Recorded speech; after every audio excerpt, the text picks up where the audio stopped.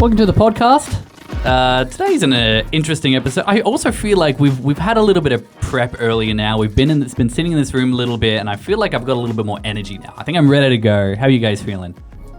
Yeah, good. The caffeine has had time to kick in. Yeah, which is always good. Mate, how are you, Raf? I have a hay fever, but yes. Took some medicine and that just kicked in too. So you're looking more energetic. This is good. I'm liking this. So same host as last time to our last episode. We got myself, Will. We got Raf, and we got Elliott as well. That's it. And today's episode is all about productivity killers, the worst productivity killers, and also context switching, which I think is probably one of the worst ones as well. So we're going to go through. I've got a couple points that we can try and touch on, and we'll also not only touch on productivity killers, but let's also try and talk about productivity helpers as well, whether that being just little tips you guys use or apps or anything like that. We can get to that at the end. Nice, looking forward to it. But yeah, that's kind of the gist of it. But let's maybe kick off with what you guys think. What are some of your worst productivity killers? We will touch on context switching, but I just want to get an idea on what you guys think as well. Slack. Like Constantly doing nothing, or the app? Checking Slack. Slacking off. Yep. Checking Slack constantly. Just want that red bubble to disappear, that notification bubble. When I have a notification pip on my taskbar, it does just irk me. Whenever I see it, even if I open it up and it's like, no, it's a reminder I set myself and I left it on unread, it's like, yeah, I just need it to be clear. Yeah, well, one of the worst ones for me actually wasn't that. It was the notification pop-ups. So somebody showed me a while ago that on Mac there's a focus mode you can turn on, and it still allows all your notification pips and other stuff to be there, but it actually turns off the notifications that pop up in your right-hand corner by default. So I just live in focus mode now. I don't ever turn it off. Same. Greatest invention for productivity, I think. Yeah, I for some apps, I just turn off those notifications completely. Some apps, like my email, I actually kind of like being on top of, just for like the, just knowing that when like pull requests come through. But for me, I have like my small laptop, which I keep open, and then I have my big screen. And all my notification, those little pop-ups come up on my small screen, which is kind of out of eye line for most of the time. So I'm a bit the same. It's kind of like my own focus mode, but I can, if I want to focus on them, I can just kind of pay attention to my small screen. Yeah, I find a big helper is also when you, like, if you're using a Mac and you tell the dock to go away, if you're in focus mode and you turn off the dock, you're like, nothing can interrupt me now. I don't really ever use the dock except for seeing like 40 tabs that I've minimized or windows that I've minimized. So yes, are you saying you hide the dock when it? Like, yeah. I do that. Yeah, if email, I'm not the same as you, Will. So for me, email is a pigeonhole. If you want to contact me, you want to hit me up on Slack. If it's an email, I might not see it or I might not care because I get so much faff, like so many automated things. Like I can't use GitHub in my email because I get so many notifications about things, and because of the way we handle pull requests, in that it'll be a team or a group that gets the request. Too much noise in email. Yeah, I've played around with some of the GitHub settings, and it is hard to make it like just mentions, because when you are part of a team, that is technically a mention, and that's the hard thing. I used to be the same. I used to always turn them off, and we used to be like, if you have a pull request, put it in our channel. And then I worked in a team which didn't do that, and so I kind of got used to like just having to check my email and kind of be on top of it. And it does, it was a bit annoying, but sometimes I would like be like, all right, I've finished this little section of work. Let me just go check my email and just see who has some pull requests, which are, and sometimes it was easy. Like if it says they merge, I just delete them. But it's still like a task I have to do. So I totally understand where you're coming from, Elliott. It's definitely annoying. So do you find one of the things that may kill your productivity is just having this background list of tasks in your head that you feel like you always have to do, and so it's like you're constantly having to I've got to go and check my Slack or go and check my email or go and merge PRs or some like repetitive task that shouldn't take up that much time, but it's just another thing you have to think about, and it's always kind of floating around in your short-term memory? I find that if it's a Slack message, I feel like I should action it straight away if I notice it, even though it might not be important, or not important, but might not have the sense of urgency as you think it might be. But I just feel like I need to action it somehow, like maybe put a reminder for it to come back up on again. It's just another thing to do. Yeah, I think let's really dive into context switching now, because I think this like a lot of these things touch on that in some sort of way. So context switching is really when you're working on one thing and then you have to switch your context into another thing. And yeah, that could be maybe you're coding and then you see an email and now your context is now switched essentially, right? There's definitely science behind how long it can take going from like a focus mode on one to now switching context. It could take like 20 minutes to get back into that same sort of focus mode, and that is a giant productivity killer for most of us. And we definitely get a lot of meetings, even in my current team, where too many things taking their context away from the work they need to do, and they just feel like they're under pressure. Have you ever read a book called The Phoenix Project, Will? No, but I have that book. I was given that book, but I haven't read it. Well, there's a really interesting topic that's brought up as part of the Phoenix Project, and I'm hoping that Raf can elaborate on this a bit more. And they're talking about work in progress. So Raf, I'm hoping you know what I'm talking about, and you can elaborate a bit more. And maybe the problem is too much work in progress. Yes, I have a personal Kanban card for specific things like learnings or whatever. So I have a rule where in progress column should not be more than 2. Because you just clutter up the work in progress and you don't know what to do next and what your focus is. Basically, the work in progress, if there's too much stuff, nothing can get done. Because you'll either be context switching or you'll just be, you're surrounded by WIP, work in progress, and then you don't know what to do. You don't know what to do next. One of the big productivity killers is definitely too much work in progress. So you're trying to multitask, or you've got too big of a backlog, and so there's just too many things that you're trying to do, as opposed to just being like, no, I've got 2 tasks. I think it's coming back to me now. I read the book a long time ago, and I think they talked about the pull system, isn't that right? So rather than pushing, like a production line. So I also was an engineer in a production factory as well, so I kind of know the system a little bit. So you try to have a system where you pull for work when you need more work, rather than things being pushed to your plate.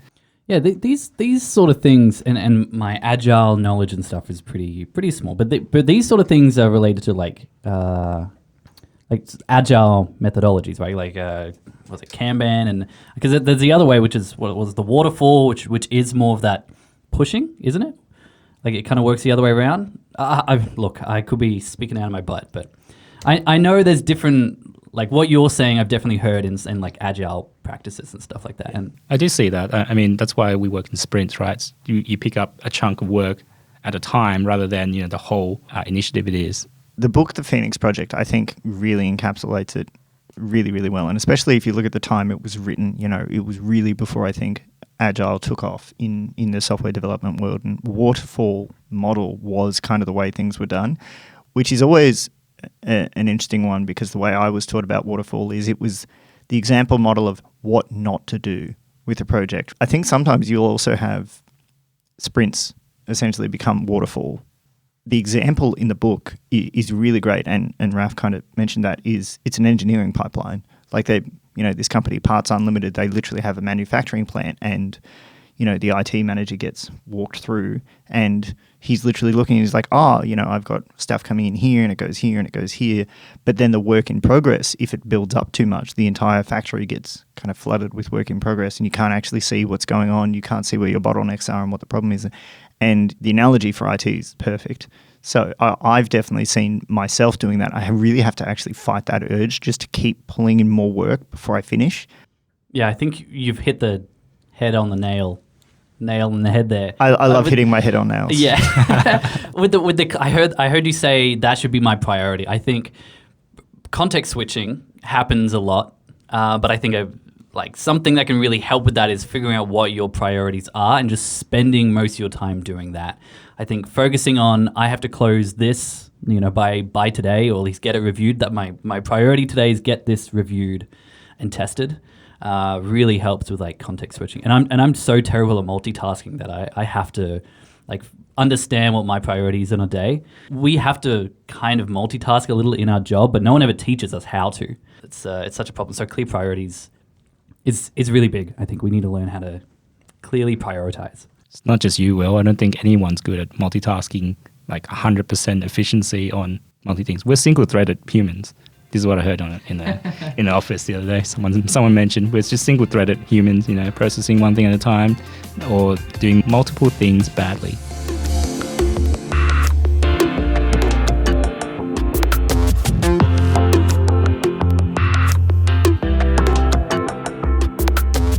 So how do you manage ad hoc requests that come in? So if you know your priority, you know what you need to do, how do you manage, your pings and emails and maybe apart from just turning them off, like the focus mode? Like how else do you kind of manage that? Or actually, let me rephrase. You clearly have a way of managing it by turning off the focus mode, right? So when do you get back into actually doing those small things? Do you just leave them for the next day, or do you block out time to get back to those? I used to be a nerd in scheduling my days a bit. So at the start of the day, I would look at what meetings I have. And I used to draw on my notebook to say, these are the time blocks that I have for meetings, and these are the gaps that I have for focus times. Draw on your notebook? You use a physical notebook? I wrote on a notebook. It's just, I like writing. I like physical things. Yeah, just getting away from tech a bit. I have a journal book. Anyway. I have some time blocks and I would mark them as focus times. And then those times, I don't check emails, I don't check Slack, I do my work. And I just write, focus time one, what do I want to achieve during that time? And then after that focus time's done, or if I finish the task early, I'll just go check in emails and, let rip, open up all the notifications, read everything. One of the things there that I think you kind of hinted to was focus time. So basically blocking out a chunk of your time and saying, no, during this time I'm focusing. So there was a book I read years ago, and they used a term called deep work. It was basically without the time, you can't do deep work. And instead of looking at your day in terms of, minutes or hours, it needs to be like half day chunks. If you're, half day or whole day chunks, and, they talked about, a creative, an artist, and they were saying an artist can't put out 30 minutes and say, I'm going to schedule 30 minutes to be creative now. It's like, it's a long process. You need half day or full day chunks to be able to really properly engross yourself in deep work. And part of the problem is we're always doing shallow work. You're just responding to everything. So everything's reactive. Whereas when you take the time and you can actually do deep work, that's when you can really get meaningful stuff done. I would say the same. I definitely try to block out time. I think the morning is kind of my little focus time. I also find you kind of figuring out when you should place focus time. You kind of need to base it around the business and the people. So we have teams in KL.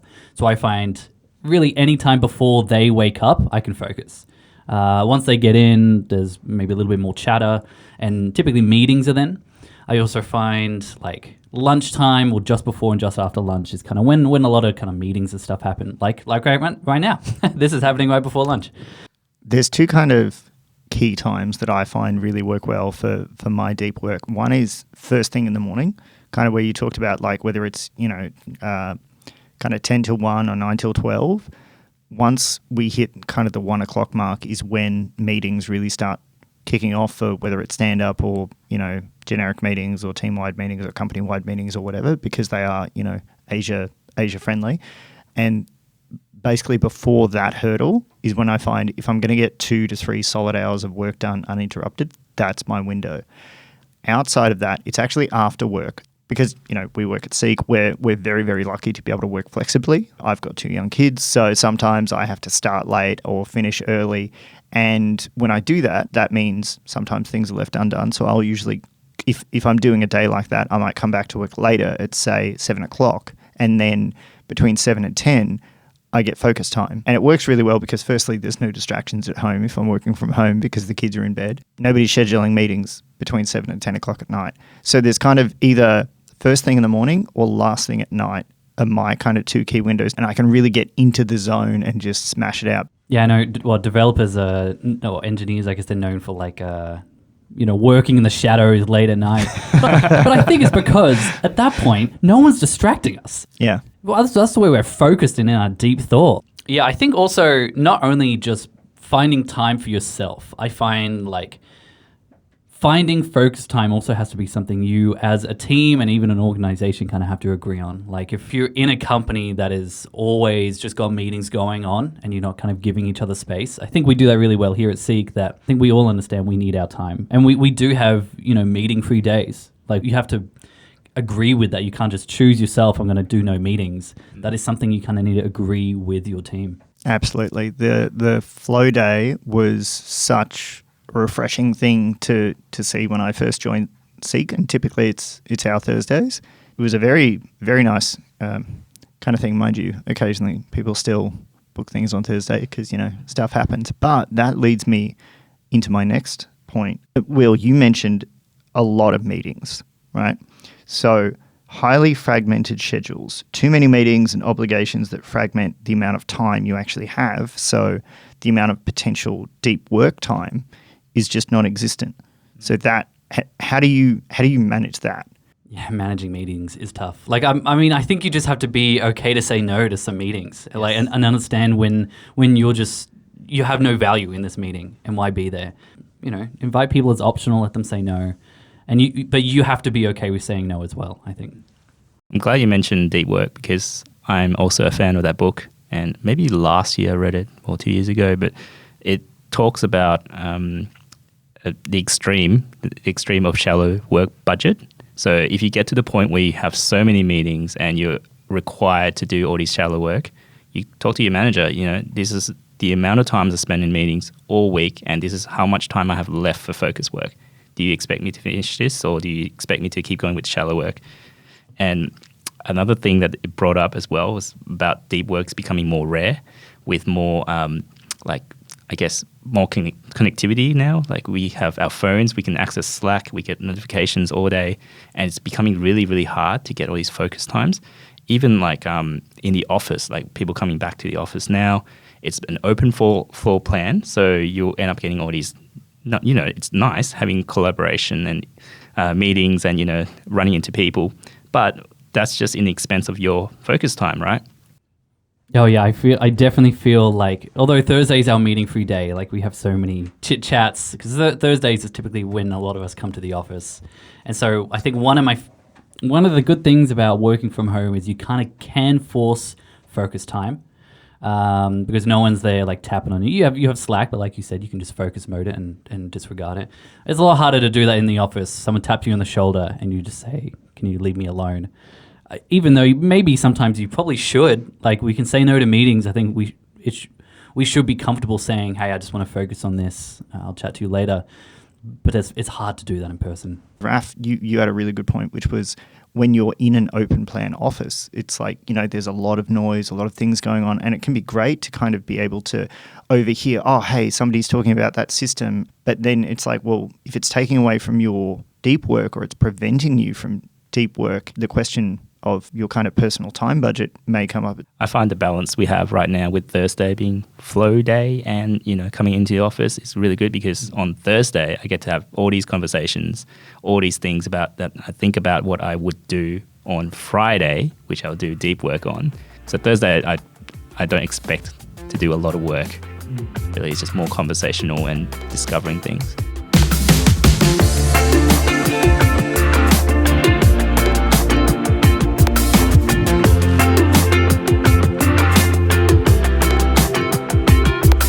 I'm really curious to hear what both of you think about information overload. So we've got so many tools now that can really, really easily distract. So when we talked about, Outlook and Slack, but then we've got things like we have monitoring and we have alerts. And then if you're in the office, it could be somebody tapping you on the shoulder. And how do you deal with the information overload from the tools?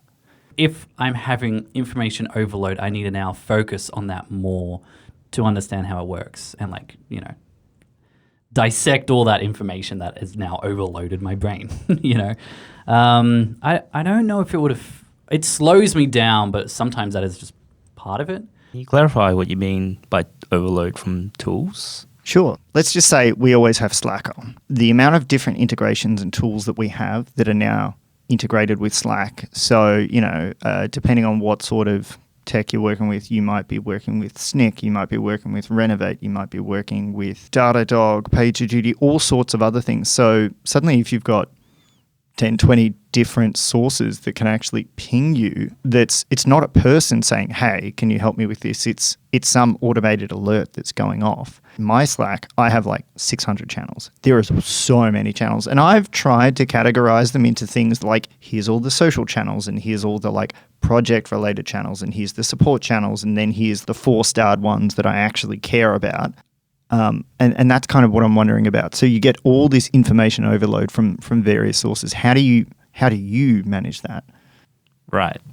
In terms of Slack, I have a group for just our team channels, and I have a group for by group as in groupings of all the channels for our team channels, and one for alerts that are like really critical for production, like production issues, production FYI, alerts for our channel, and the rest of it, it's less important to me. So if it pops up on those other sections, I kind of check it during shallow work, or like, whenever I'm bored, I guess. Yeah. And clear them out. Whenever you're bored, I think that's not, I think when I find when I'm in the office, me going to get a coffee is me taking a break. I think when I'm at home, me just checking some of these, like, I don't care about channels on Slack is like me taking that break. It's me just like, I need to get away from this work for a bit. Let's check what's on, dad jokes or something like that. Like, so, Yeah. Osbargain. Yeah, Oz bargain, see what deals are around.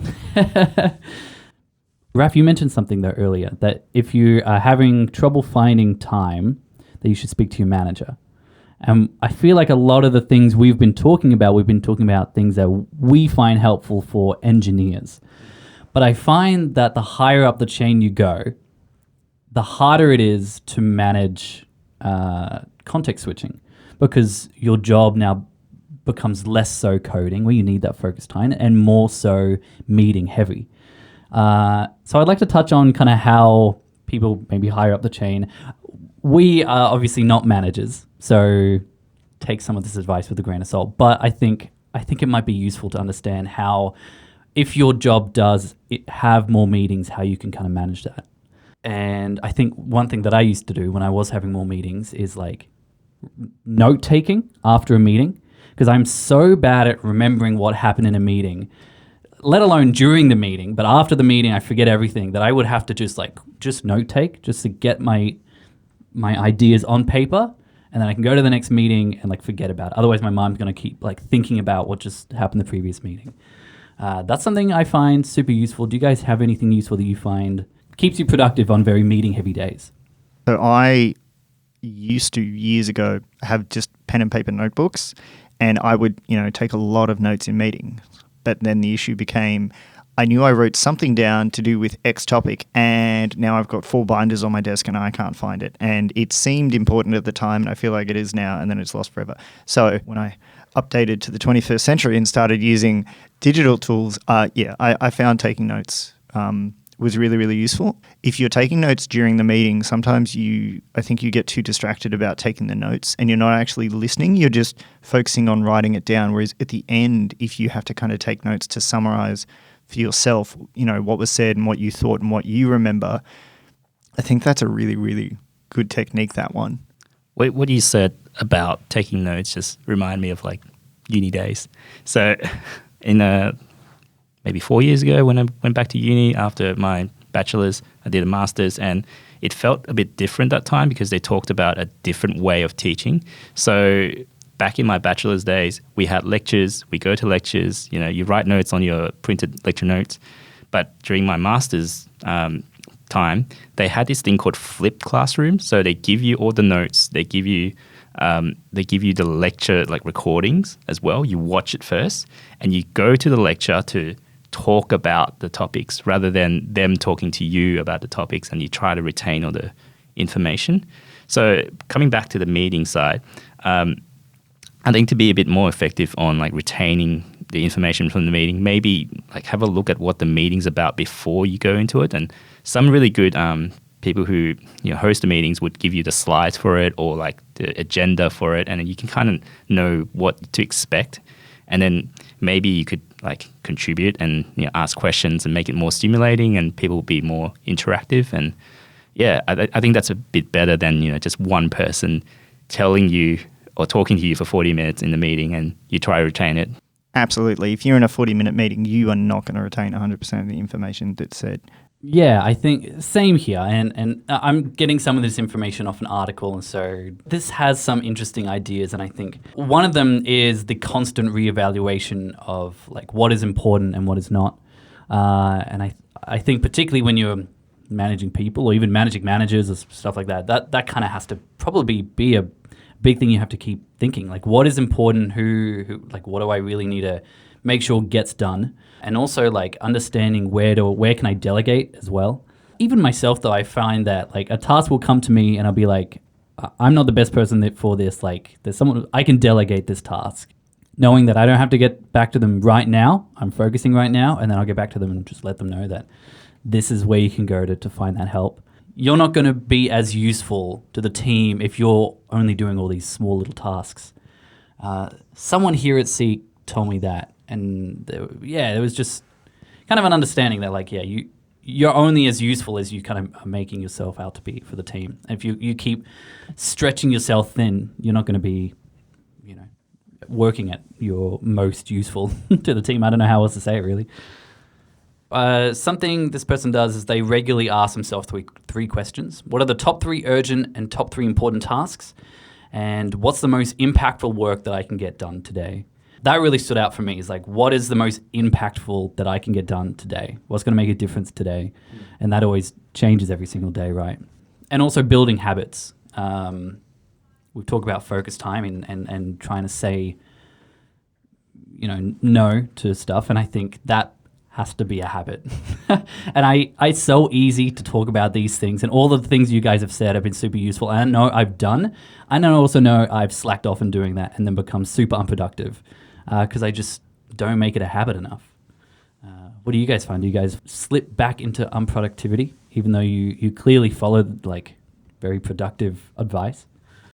I suck at saying no. Absolutely. And definitely to a fault. My normal kind of ethos to the team is my door is always open if you want to chat about something, or if you want to bounce ideas, or if you need a pull request or something. And I think as you get more senior, that is also very important, but you'll kind of slip into one of 2 roles. You'll either be the very hands-on individual contributor senior, where it's like, no, you just do focus time and smash out work. Or you'll be the kind of more tech leady role, where it's like you're delegating the tasks to get done instead of trying to do everything yourself. What you said about leads and, I guess delegating kind of made me more appreciative of our team, of how our leads and our EMs kind of protect our precious time. Just give us the information that we need for our task, and don't worry about these things that are coming up, or like that other issue that's happening over there with another team. If we need your help, we'll come to you. We'll protect your time. So I really appreciated that.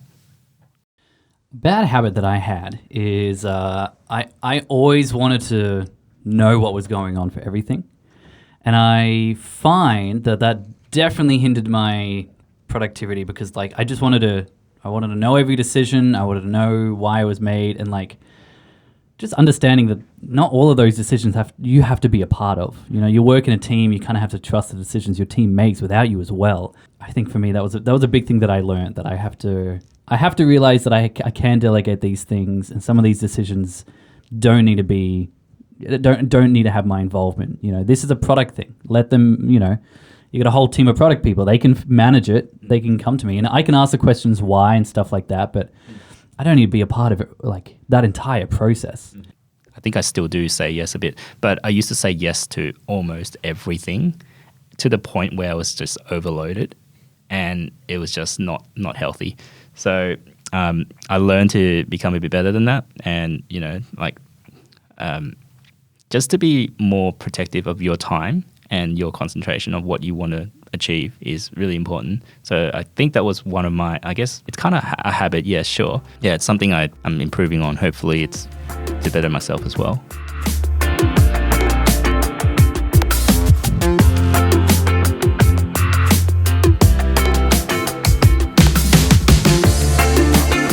Sometimes I feel productivity can be killed by a team maybe being too collaborative.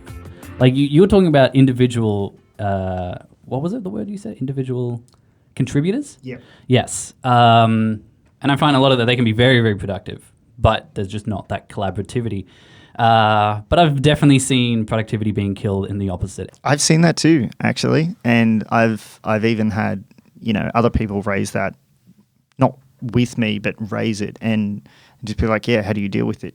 Everyone wants to be pairing all the time, and while things like pairing is fantastic, and there are absolutely opportunities for that, it's a really difficult one because what do you do there? Because on the one hand, having a collaborative team that's really good at sharing knowledge and working together is fantastic. But on the other hand, if you're always pairing or swarming, is that the best use of your time? I think maybe being, 5 dysfunctions of a team, one things I learned from that book was a harmonious team is a team that just gets along and always says yes. There are times when you have to kind of be a little bit firmer with each other, and I think that's a strong team can do that. They can be a little bit firm and say, no, I just want to focus right now. Can we pair later or tomorrow or something like that when we actually both have time? I guess an example we can give is from Elliot and my team that we do after stand-up. We have collaboration time, and that's the time where we allow any engineers to bring up anything that they want to ask or help out, and everyone tends to stay back. So it feels a bit tanked, 10 engineers on a call just looking at one person's idea. But it really needs one person or a few people person to realize, oh, this part is probably not so interesting to certain engineers. You guys can drop off. Or, it's just us two. Probably a breakout room would be fine for just us three, and you other people can go in the other breakout room and work out different things. So it really needs some coordination to help with that. The time management. I think what Raf said really hits home for me when you have 10 devs staring at an IDE, because the question is that the best use of everyone's time? Now, sometimes I think, yes, it absolutely is. If it's something that it's no, this is a skill you are trying to teach everyone right now, which we've definitely done when it comes to, new techniques or patterns or debugging or whatever. And I was like, yep, absolutely. There are some cases where it's essentially a brown bag where you're like, hey, everyone should see this. But then there are definitely others where I just hang around because, I don't know, I don't have any other meetings after this and it's already hit the meeting part of the day, and instead of going, actually, I could probably squeeze in 2 more hours of deep work, I'm just like, oh, we're in collab time now. I'll just hang about in case I can help or in case someone has a question. Raf said something earlier which I feel like that I should do way more, which is whether he was mentioning the EMs or managers or someone trying to protect your time, and if they need you, they will contact you. That's what I should do more. Just be like, no, I don't need to be in this meeting. Is this meeting or is this particular collab the best use of my time? Or something which I find really helpful that I've seen is that someone will invite 2 engineers in the same project that both go and both not waste the time. But both of them will go, but I find you could probably just have one of those engineers go, and then that engineer can just relay that information back. Maybe two engineers don't need to be there to discuss everything that's going on. But I think you have to be in a place where you can trust that other person. They'll get the information. They can just pass it back to me. But that comes into trusting your team and teammates, and also knowing that you don't have to be there for every single discussion. Yeah, it definitely comes back to a cultural thing. I like it. I think we're kind of on the tail end of this now. I've got 4 points that I'd like to just bring up, just get your thoughts on it. And these are ways we've talked a lot about ways we could kind of eliminate context switching. Maybe I'd like to give us some advice and your thoughts on ways we could get better at context switching. And one of them is time boxing tasks. Pomodoro timer or something like that, 25 minutes of focus work, 5 minutes of pausing work. Have you guys ever used that? Have you found it ever useful for you? I've never actually used Pomodoros myself, but my partner has for their work, and when they do it, they find it's incredibly successful.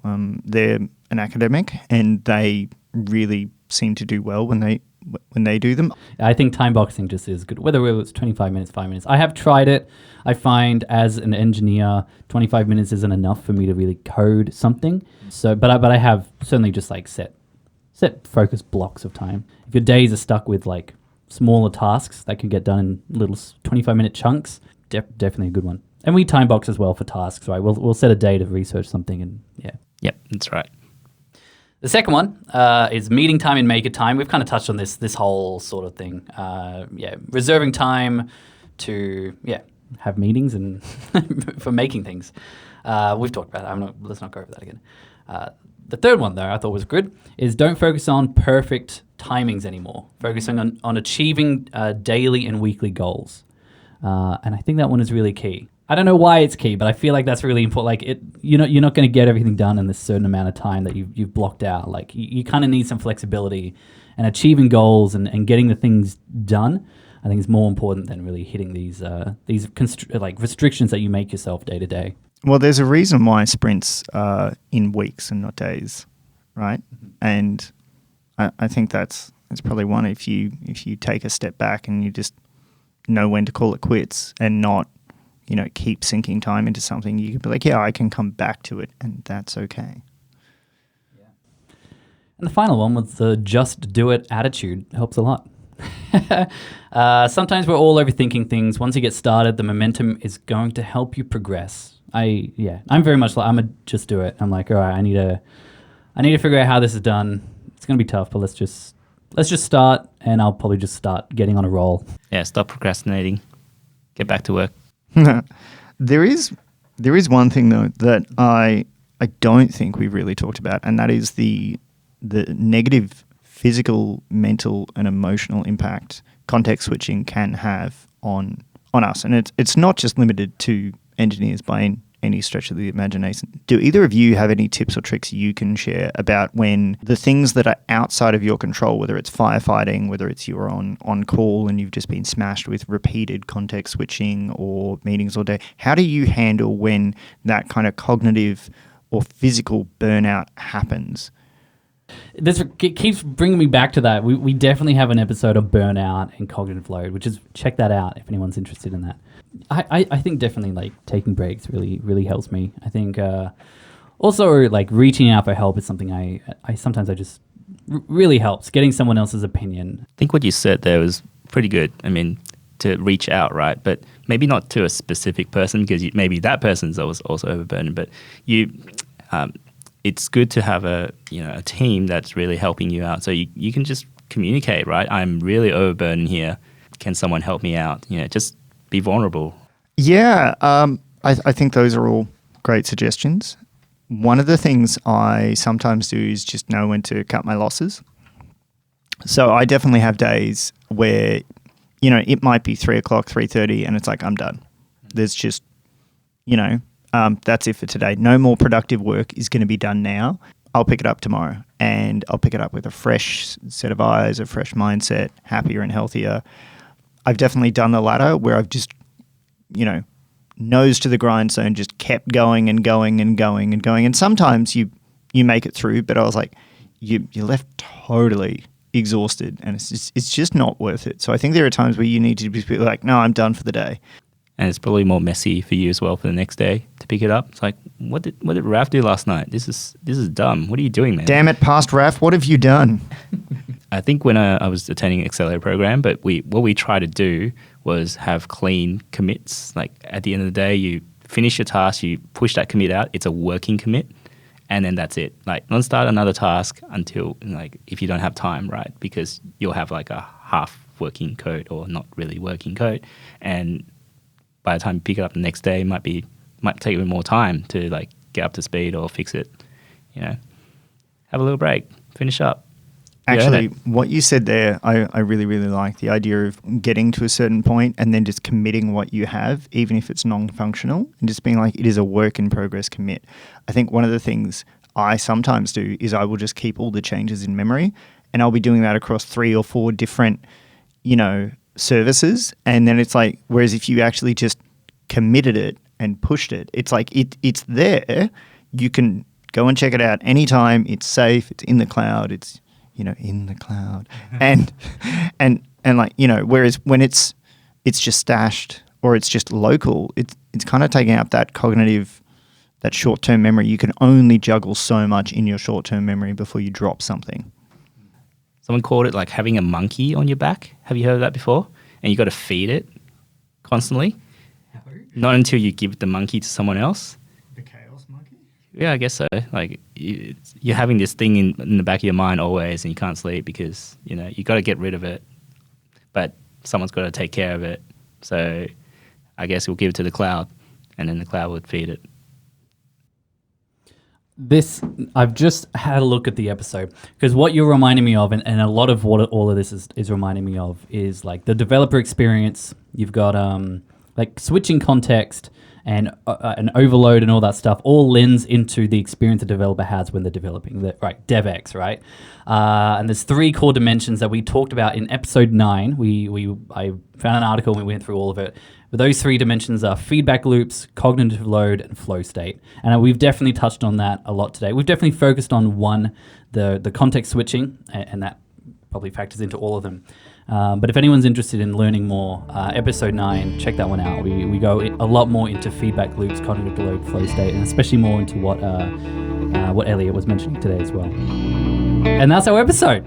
Look at that. Thanks for joining us. See you next time on SEEK Bytes.